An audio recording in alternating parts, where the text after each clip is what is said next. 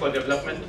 As you may recall, before the Addis meeting on financing for development, Addis had done a consultation along with the UN, the FIDC, which is RAS, which is housed in RAS, an initiative, Forum for Indian Development Cooperation, which is to bring together a sort of stakeholders and different actors engaged in development cooperation related initiatives. It brings in civil society, it brings in academics, those who are following development cooperation, and also Development Partnership Administration, DPA. I'm glad we are joined here by Secretary and Head of DPA, Dr. Tamata. FIDC has tried to bring together different dimensions of India's development engagement all across this spectrum. We have tried to follow up on issues related to the adoption of Sustainable Development Goals, but also key issues confronting developing countries, particularly in light of financing of the goals, which has been a major concern for developing countries. As you might be aware, in that consultation we came up with a policy brief which was given to the government, and subsequently RIS FIDC also organized a side event in Addis along with other key civil society representatives and academics in Ethiopia. This consultation, fortunately, we could also get the Honorable Minister, Mr. Sinha, at that consultation. And it was quite productive in terms of how the government has been thinking in terms of the commitments at global platform and how to engage civil society in some of those issues and debates. Academics has also provided inputs in terms of these two consultations, but also through a series of papers. And with the UNDP Regional Office, we have initiated a major academic initiative to analyze each and every goal. The 17 goals are there.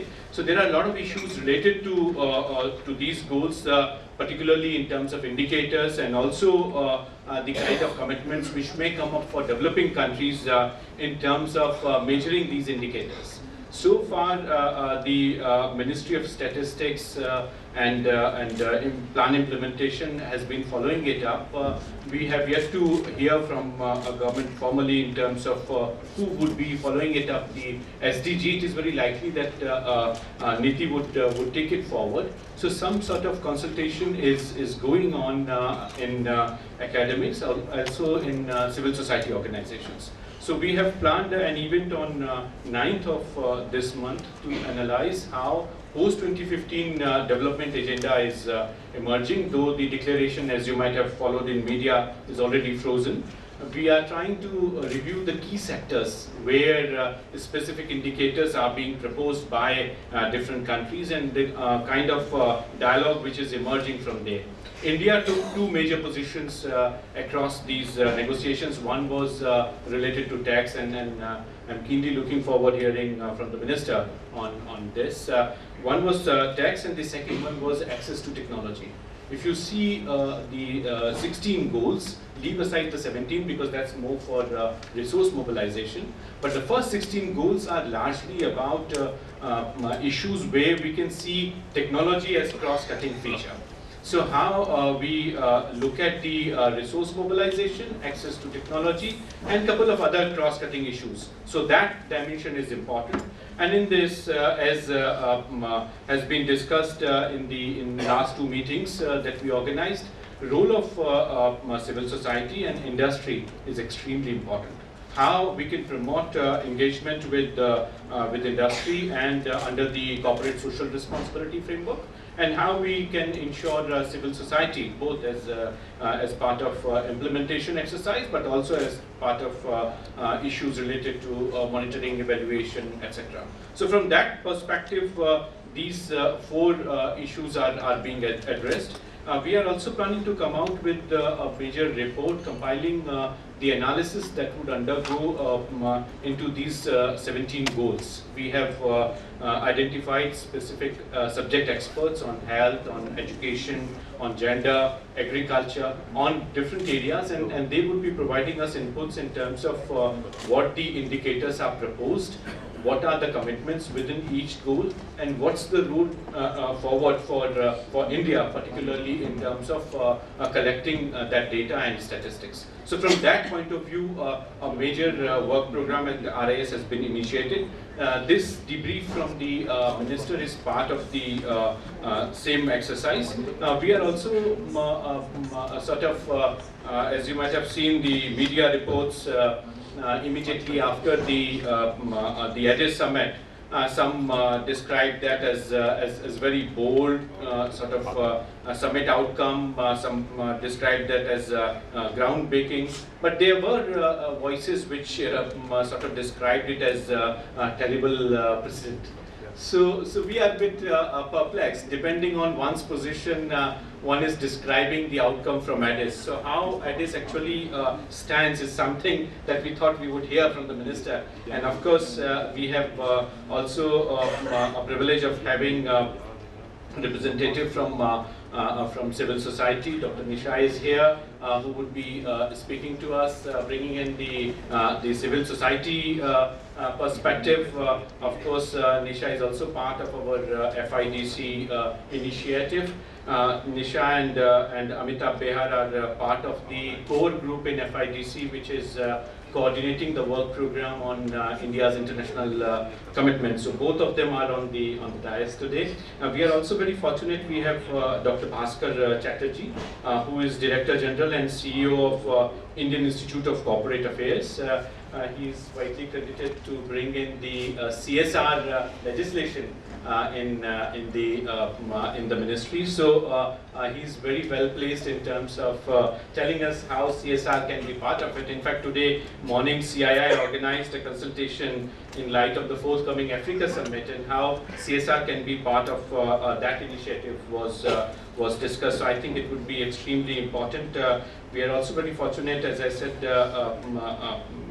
Srimati Sujata Mehta is here, Secretary MNER, Ministry of External Affairs, and our own chairman, Ambassador Shyam Saran, who would chair the meeting. We are just waiting for the minister. But as I was saying, the issue is in terms of the outcome of the Addis Summit.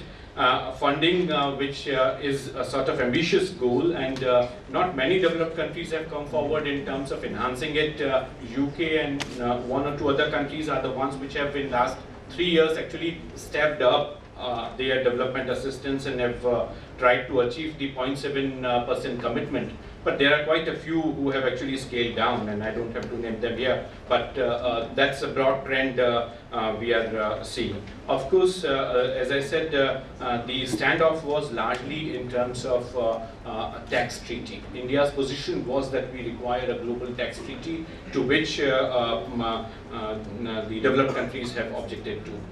The idea of sort of convergence in terms of tax commitments are many. And there was a study which South Center circulated at the Addis meeting, which showed that the current rules of tax system, they cost 4 times more to the non-OECD members than to OECD members in terms of following them. And Montes, who participated in RIS panel in Addis, presented the finding of that. The issue is also in terms of how the tax issues are going to be addressed in terms of becoming a sort of bone of contention to carry it forward when we meet for post-2015 development agenda. So those of you who are following, of course, post-2015, it's very clear that the idea of issues related to the partnership are extremely important. So within post-2015, one dimension is the 17 goals, the declaration, the monitoring, and the evaluation component. So these 3 tracks are there. Within that, the one which is frozen is the declaration, and then of course the financing part, where India is still addressing, and as the minister probably would tell us in terms of how they are thinking of taking this issue forward. There are also issues in terms of India opening up dialogue with OECD countries. Ministry of Finance has taken a lead on that track in terms of entering in agreements with countries on automatic exchange of tax information, signing of Foreign Account Tax Compliance Act (FTCA) with the US and other OECD member countries. So that kind of sort of second track is already on.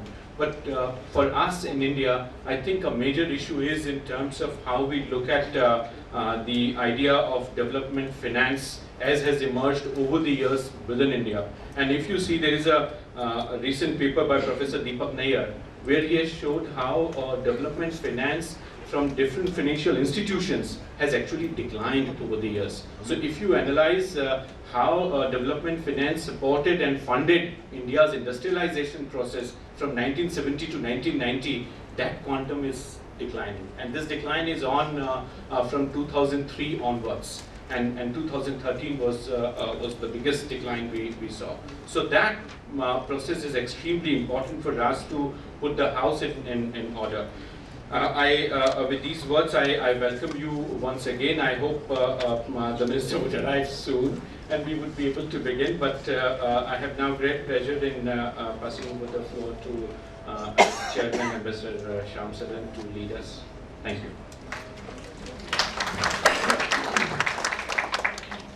Thank you very much, Sachin.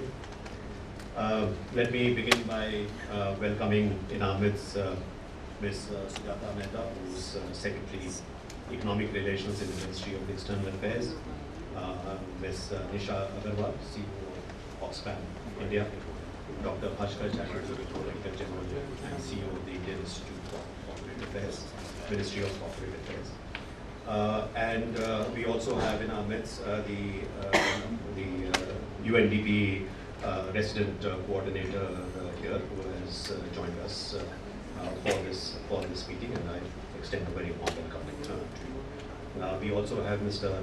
Amitabh Behar, Executive Director, National Foundation for India, and convener of the FIDC working group. I hope we will have the opportunity soon to welcome the Minister. I really don't want to say very much about this subject because I think Sachin has given you a very good account of where we stand right now with respect to the action agenda for sustainable development. This agenda will be adopted towards the third week of September. So that's an important date for us. Let me say that with respect to India's own philosophy with respect to development cooperation, of which financing for development is very much a part, is really to, number one, to look at development as something which is essentially a responsibility of India itself. That is, it's important for us to mobilize the resources and mobilize capacities to bring about development. And in that context, what Sachin has mentioned, that there has been, in a sense, because several of the development banks, development institutions have in fact, to some extent, they have no longer been performing that role. We need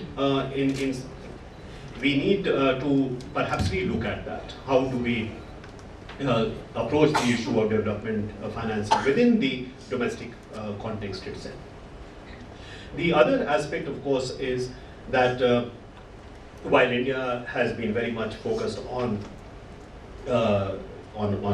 mobilizing the resources for its own development, but right from the early days of independence, India attached a great deal of importance in sharing whatever modest resources it had, the technology it had, with other developing countries. So that sense of solidarity with other developing countries, to look at development as a partnership between India and other developing countries. This has been a running theme throughout the last several decades. And as you probably know, we will be soon be having the Africa Summit here in New Delhi.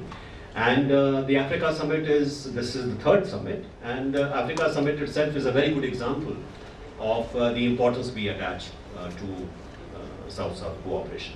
So in this sustainable development agenda, I'm very glad that the importance of South-South cooperation has also been recognized as an important component of the challenges, meeting the challenges that we will be facing.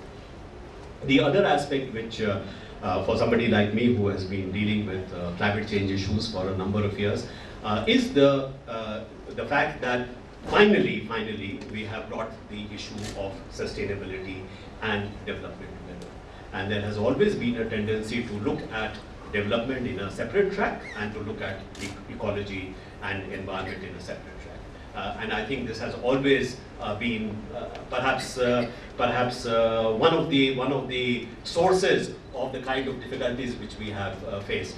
I certainly believe that in fact sustainability and development go hand in hand together.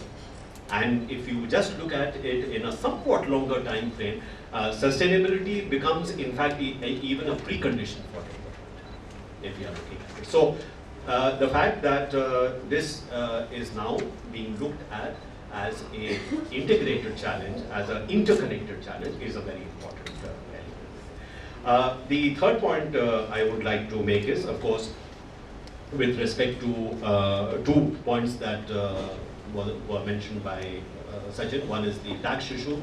That's a technical issue. I don't want to get into it. But the second part, which is the access to technology. I think this is something which really needs attention.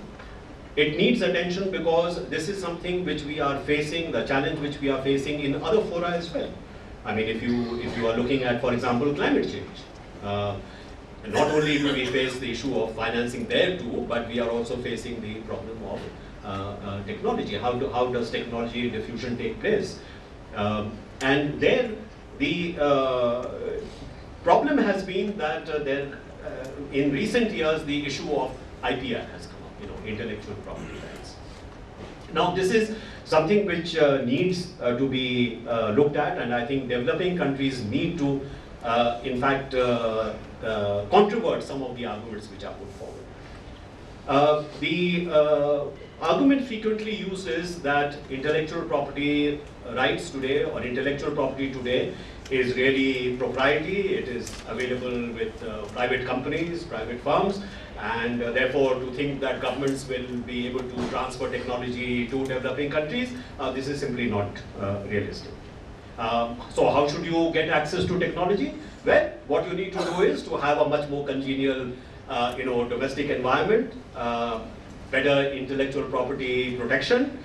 You should have a very congenial investment climate, and technology and capital will flow. So the burden then again comes back to the developing countries. It is your problem that you're not getting technology. It is your problem that you're not getting capital.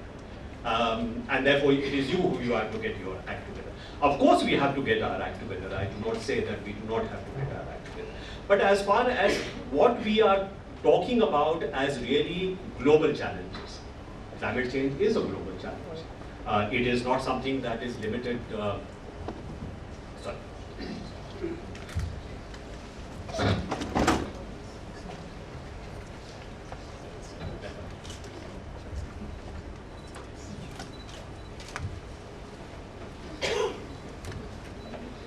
So we are very happy to welcome Minister of State, Mr. Sinha, to our meeting.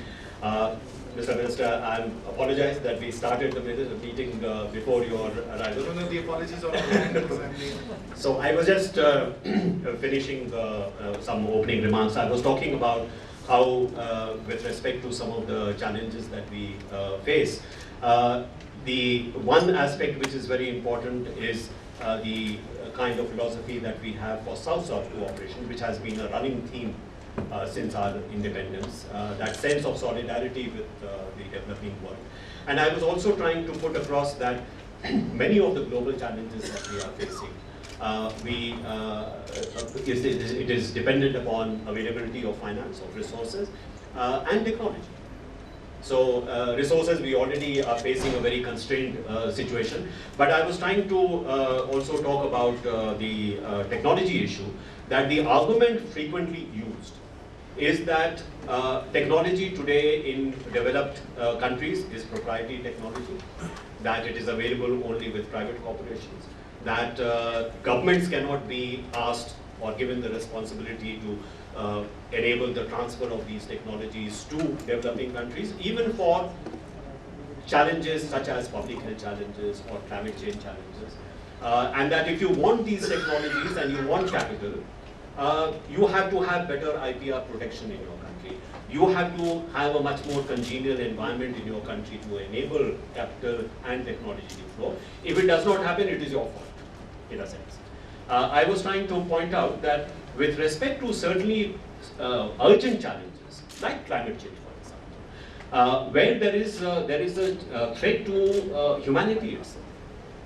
In situations like this, it is very important that technologies that can enable humanity, not this or that country, but humanity to really deal with these challenges, these technologies should be diffused as widely as possible. And how is it to be done? Without affecting the interest of the inventor or the proprietor of that technology. So we have suggested, for example, that it is possible through an international mechanism such as the UN to either lease some of these technologies or to purchase these technologies and then make them available as global goods according to some graduated principle. So if you have LDCs, let them have these technologies free of charge.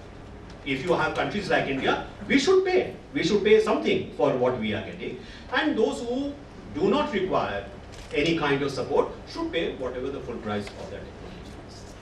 And you should have a capacity building also mechanism so that the absorption of those technologies is enabled through that capacity building exercise, which should also come through that international mechanism. So it is not that possible solutions are not available.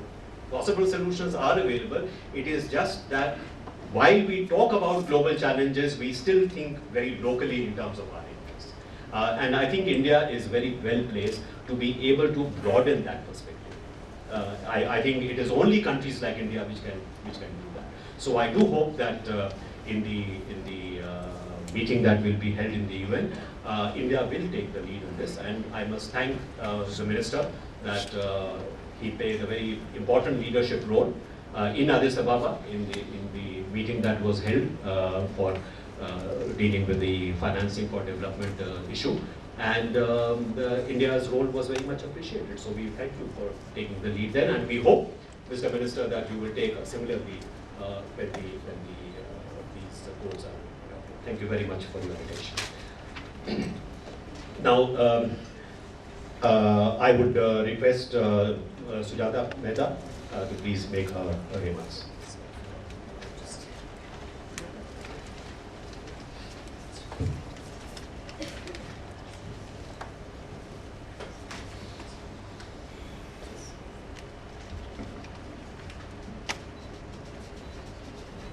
Mr. Chairman, Master Shamsaran sir, Mr. Minister of State, other distinguished panelists, ladies and gentlemen.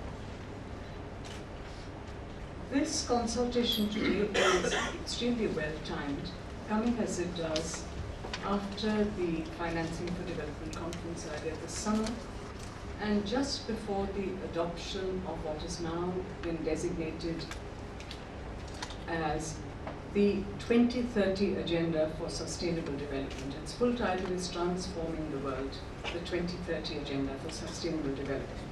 So what we were calling the post-2015 development agenda has now been, in a sense, broadened and revamped.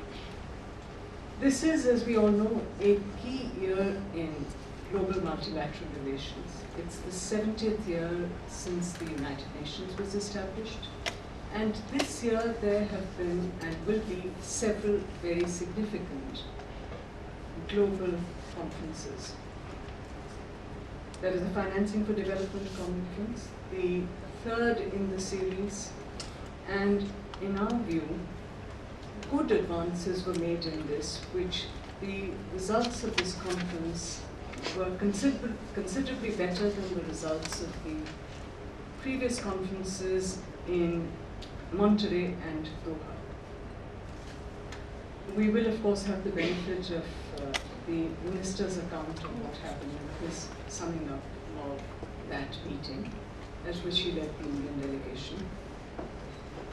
But I would like to say that from our perspective, and we engaged in the negotiation process prior to this conference and at the conference itself, very proactively, very constructively, and we believe that we were able to help shape the consensus on key issues. This was the first of the major conferences in Addis this year. The UN summit later this month, which marks the 70th anniversary of the establishment of the United Nations, and a high-level summit at which the 2030 agenda will be adopted, will be the next major event. And the year will close with the climate change conference, the COP21 in Paris in November, December this year. So looking at the architecture of international politics, of international development, this is a key era. The development agenda, the 2030 agenda, is something that has been under negotiation for the last close to 3 years. The mandate for this was set in 2012, and it has been a long process of negotiation. It is important because, in a sense, it sets the template for global cooperation and for articulation of international development priorities for the next 15 years. The Millennium Development Goals carry us to the end of this year, to the end of 2015, and what we adopt now will take us through from the 1st of January to the end of 2030. The Millennium Development Goals, in a sense, appeared. They appeared onto the agenda. The Sustainable Development Goals, which will be adopted now, have been negotiated very carefully, very energetically, and to our mind, they represent a very good and careful balance of several interests. I think it is a difficult job to create a single document which will capture the interests of unimaginable diversity.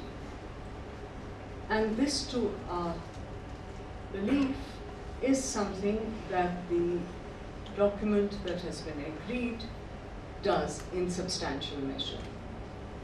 Because it had to capture the interests, the views, the perspectives of such a wide variety of states and equally such a wide variety of actors, because other entities, civil society, have all been part of the negotiation process. It's a somewhat unwieldy document in that it comprises 17 goals within which there are 169 targets. So it's not quick, short, catchy. It is long. It is, as I said, unwieldy. But the important thing is that it actually represents a good balance of interests. And equally importantly, it is it is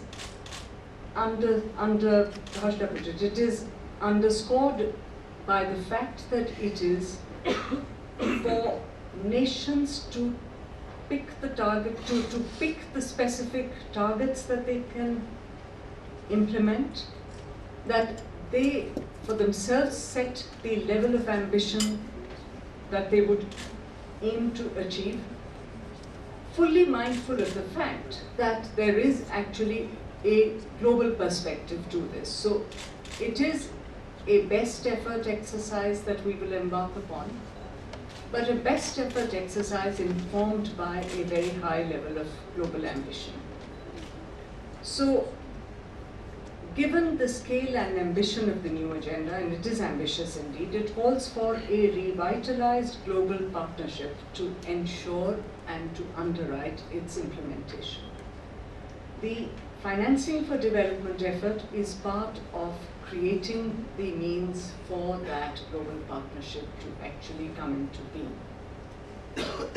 As I said a minute ago, it is aspirational in nature, and it preserves national policy space, and that is a very important attribute and one to which we attach importance. The MDGs, the 8 MDGs, as I said, had appeared onto the agenda, onto the global agenda. They had focused mainly on social aspects. The new agenda equally captures economic and environmental aspects. It includes specific goals on sustained economic growth, on infrastructure creation, on employment generation, access to energy, all of which are concerns, very strong concerns of developing countries. There is a specific goal on reducing inequality within and among countries and on sustainable consumption and sustainable production.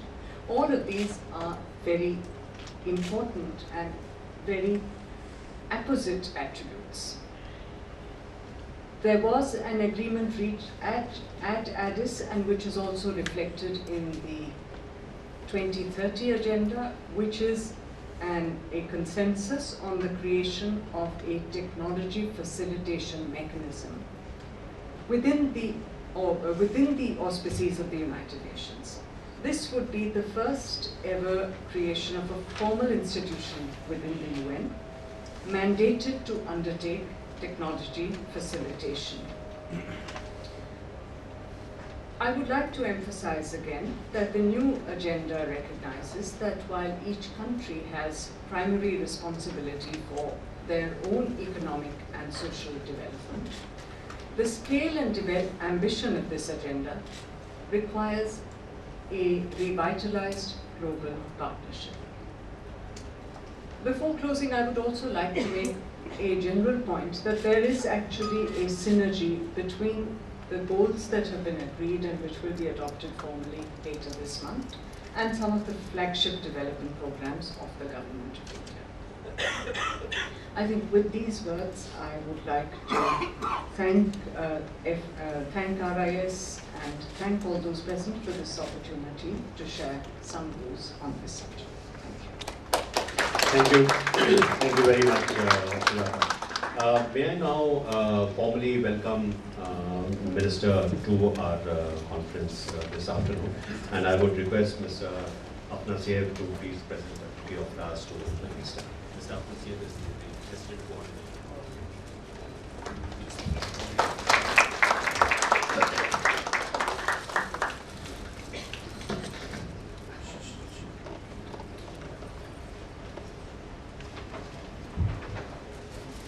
Thank you very much. Minister has limited time available, so may I request the next two speakers to please limit their remarks to about 5 minutes each? Yes. Okay?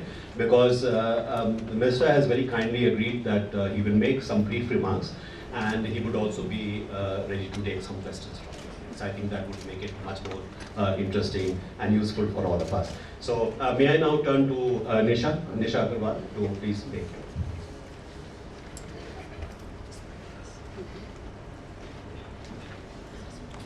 Thank you so much, Honorable Minister, Honorable Ambassador, distinguished panelists. It's a great honor and pleasure to be here. I'll make 4 quick points. The Secretary just pointed out, and Ambassador Saran also, about what has changed in the last 15 years. The fact that we've been able to bring environmental and development issues together. I would like to point out a few more changes.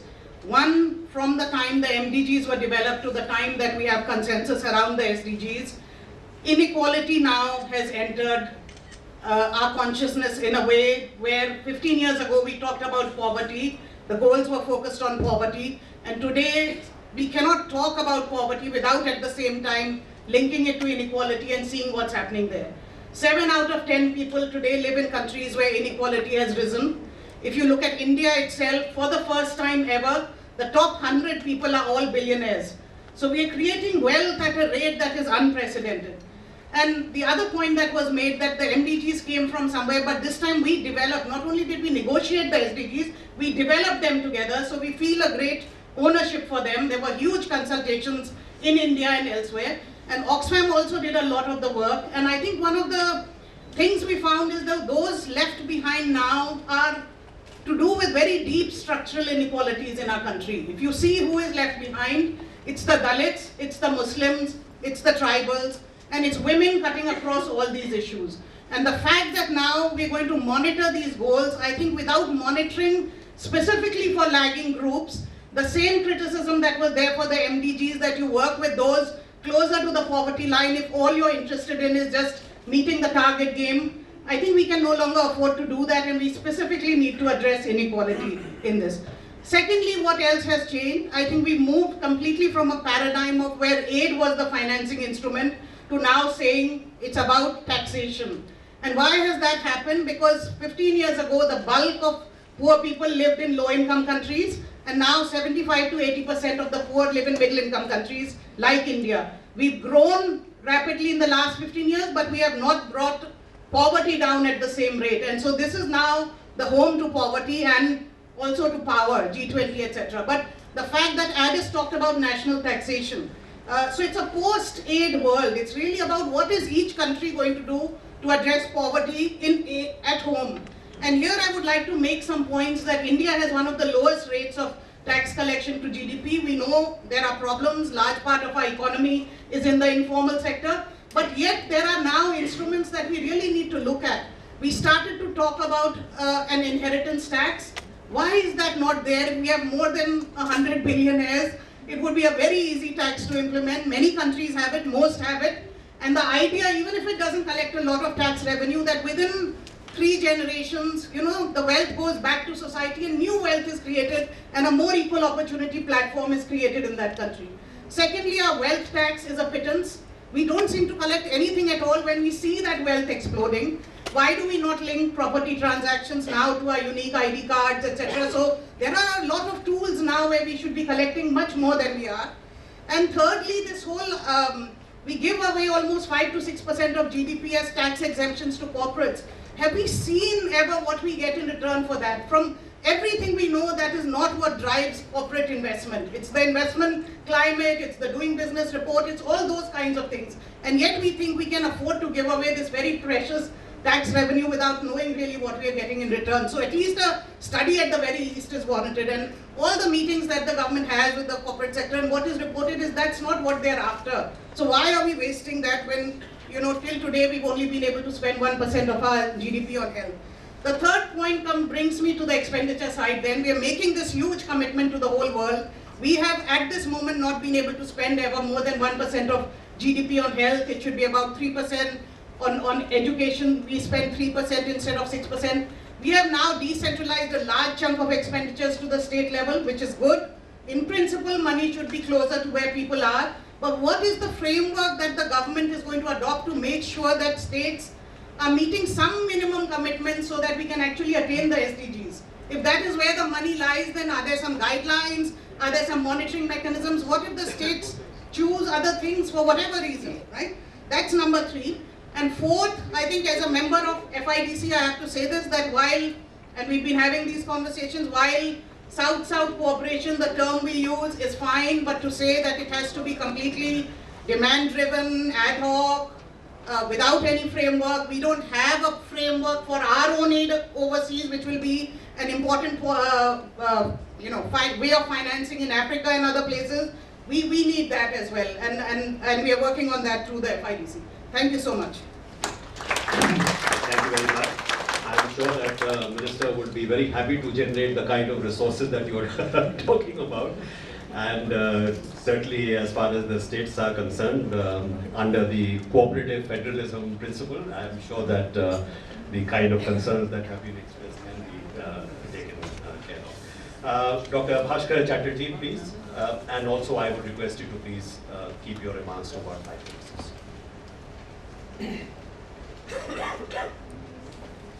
Honorable Minister, sir, dignitaries on the dais, distinguished invitees, ladies and gentlemen. Let me take a cue from Nisha and also make 4 very quick, very brief points. We already learned from Sujata that the agenda before us for 2030 is an ambitious agenda. all of which there is a degree of ownership by the nations because they have negotiated it. But at the end of the day, how exactly do we finance that agenda?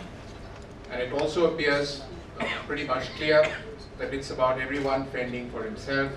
Nations have to raise their own capital resources.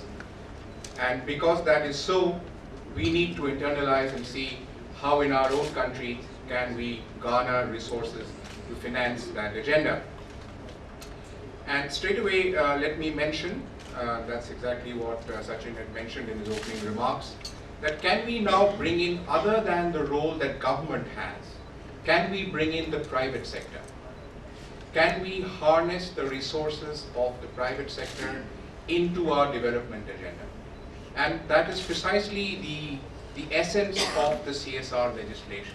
The 2% that we speak about is for corporates to provide a part of their profits and implement programs and projects on the ground.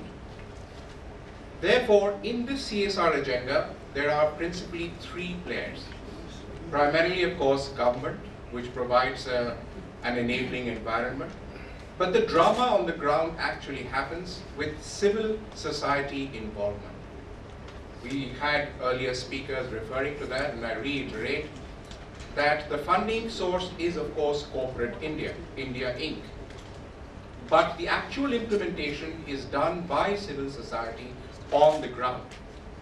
And because the efficiencies of the private sector then are matched with our development agenda, the innovation, the efficiencies, the capacities, the abilities to monitor and implement that the private sector has will now be garnered and used to enhance our development agenda. And civil society, which actually operates at the field level, now will get a chance to show what they are capable of.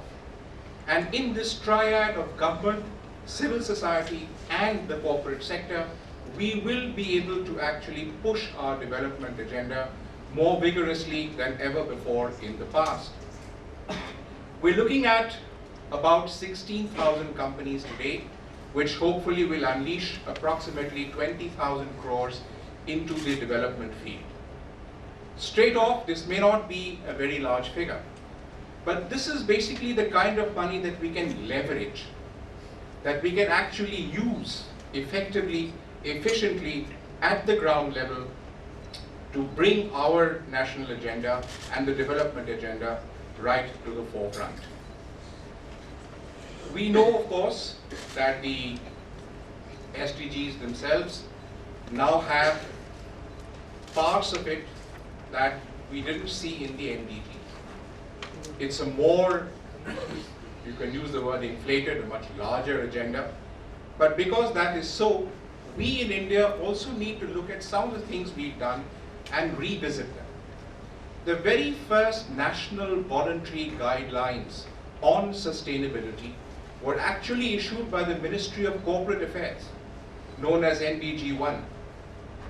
And SEBI mandated that the 100 top companies should bring out their business responsibility reports in the last financial year, which they have dutifully done. I'm meeting with the SEBI chairman day after tomorrow. We're hoping to expand that agenda to 500 corporate entities.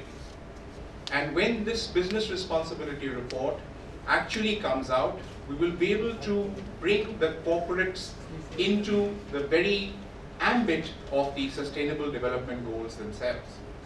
We're also visiting the national voluntary guidelines again, so we'll probably have NBG 2. So the Ministry of Corporate Affairs is also very much aware of what the SDGs are about, and we're taking initiatives to see that our approach matches the SDG goals. We're hoping in this process that RIS and the IICA, the Indian Institute of Corporate Affairs, can perhaps get into a partnership so that we can actually mutually enhance our strengths. With these words, and thanking you once again for giving me a patient hearing. Bye. Thank you, Dr. Bhattacharya, for those very, very informative remarks.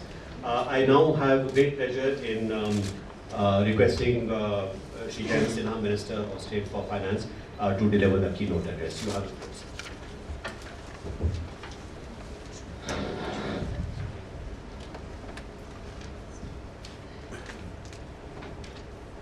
Ambassador Saran, distinguished panelists, friends from the media, ladies and gentlemen. India is at a very profound moment in its history, and it finds itself at this very profound moment when the world itself is going through some tectonic changes. And while we ourselves develop to meet the aspirations of our people, even as we meet to develop the aspirations of our people, I think we can offer a model and a beacon of hope for the rest of the developing world and play a very important bridging role with the developed world as well. So it's a profoundly important time for India in terms of how we conduct ourselves, how we pursue our economic development, and how we communicate what we are doing to the rest of the world, and play therefore a very, very important bridging role. We are at that profound moment in India's history.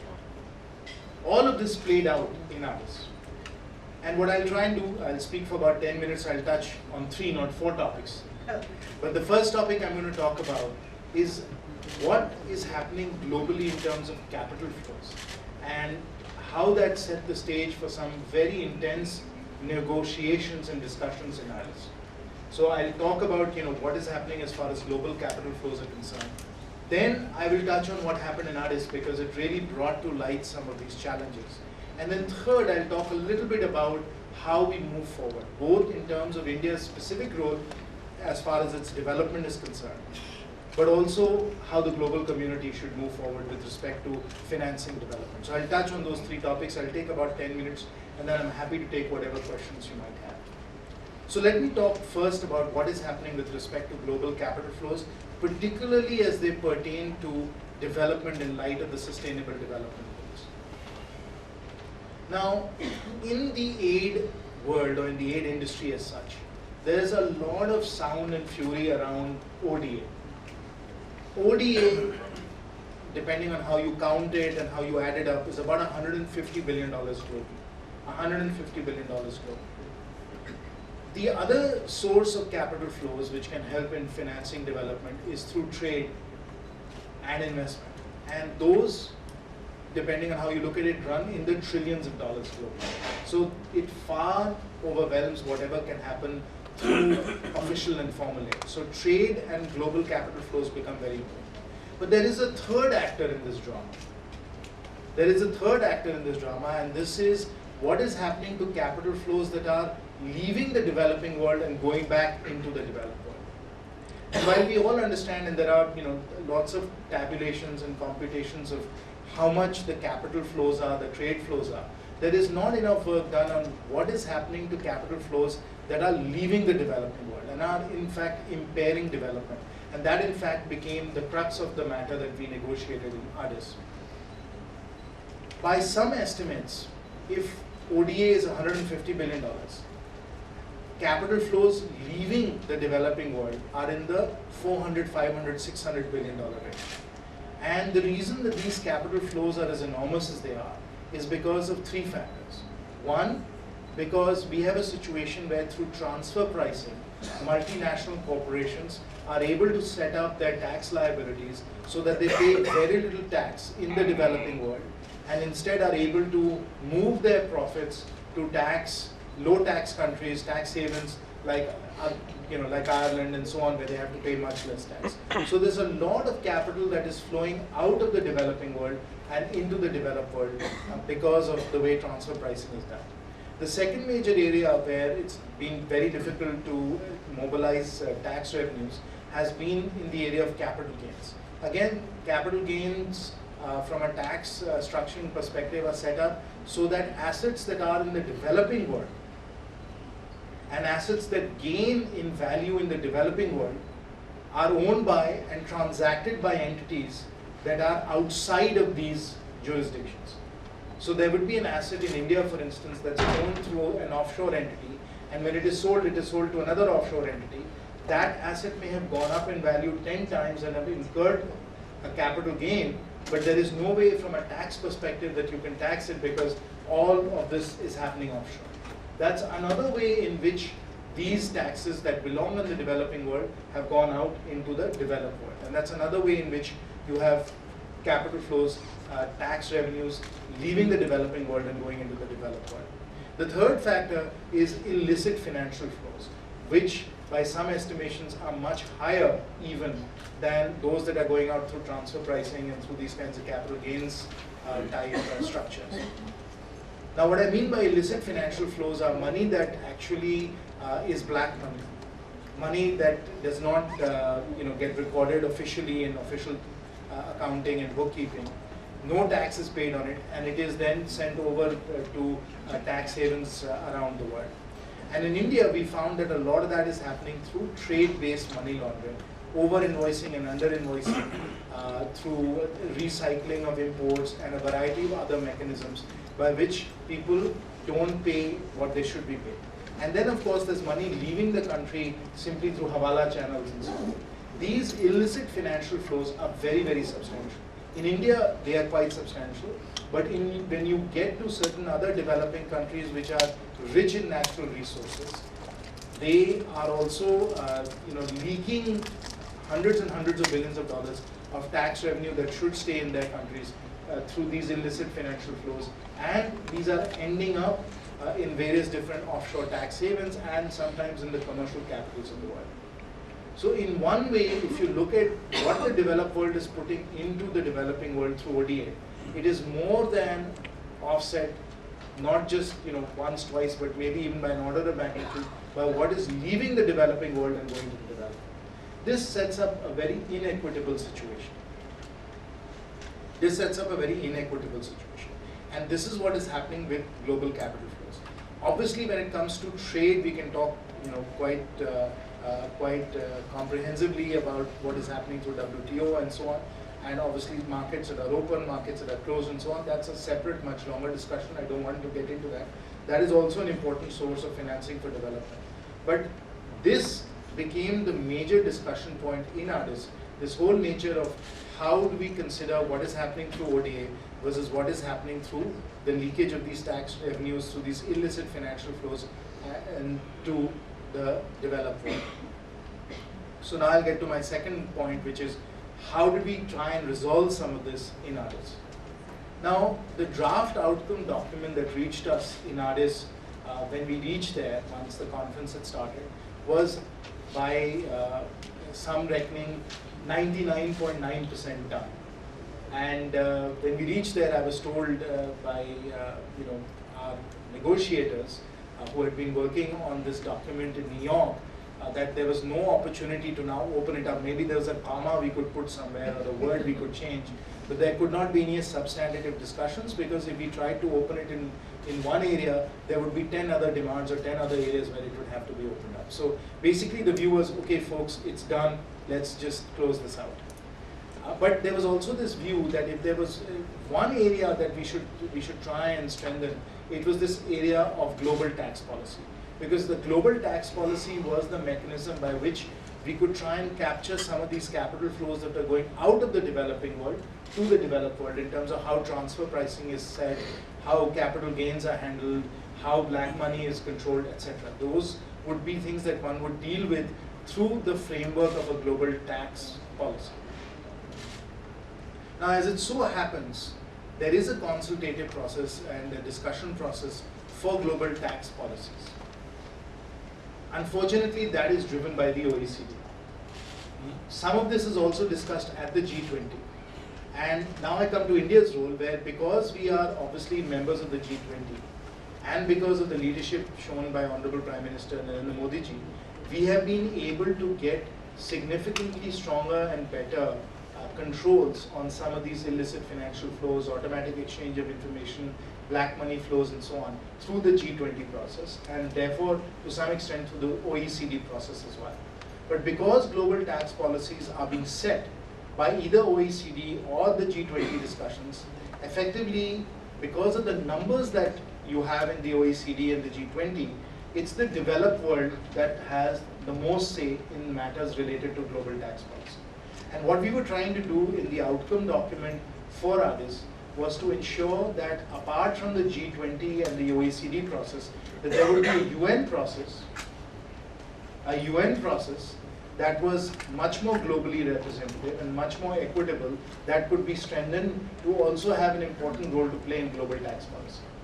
Now, obviously, the developed world wanted to ensure that that didn't happen, and that really became the sticking point for a lot of the discussions. So, when I reached there in Addis, our negotiator said, we should really take a stand on this, and let's make sure we can include stronger language in the outcome document about this.